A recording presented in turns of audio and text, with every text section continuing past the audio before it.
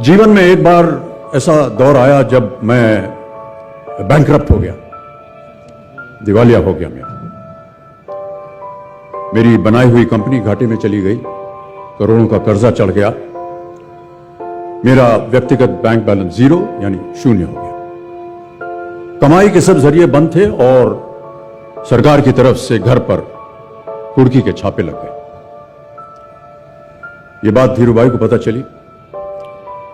बिना किसी से पूछे या जाने उन्होंने अपने छोटे बेटे और मेरे मित्र अनिल से कहा, इसका बुरा वक्त है, इसे कुछ पैसे दे दो। अनिल ने मुझे आकर ये बताया,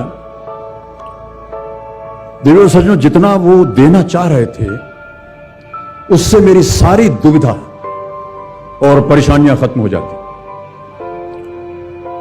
उनकी उदारता पर मैं भावुक हुआ, लेकिन मुझे लगा कि मैं उनकी उदारता को स्वीकार न कर पाऊंगा। ईश्वर की कृपा रही और कुछ संकट के दिनों के बाद समा बदला, काम मिलना शुरू हुआ और धीरे धीरे मैं अपने सारे कर्जे उतार पाया।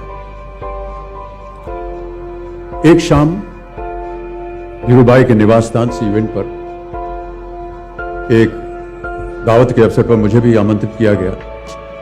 तो ऊपर लॉन में एक तरफ धीरूभाई एक बड़े से मेज पर अपने कुछ मित्रों, बड़े फाइनेंशियल और कॉर्पोरेट वर्ल्ड के दुनिया के दिग्गजों के साथ बैठे बात कर रहे थे। मुझ पर नजर पड़ी तो मुझे बुलाया और कहा, यहां मेरे साथ बैठो। मुझे बड़ा अजीब लगा। मैंने क्षमा मांगी और कहा, मैं उधर अपने मित्रों के साथ बैठा हूं, वहीं ठीक हूं।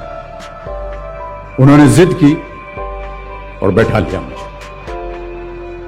फिर अपनी उस दिग्गजों की महफिल में उन्होंने कहा, यह लड़का गिर गया था लेकिन अपने बल पर फिर खड़ा हो गया, मैं इसकी इज्जत करता हूं।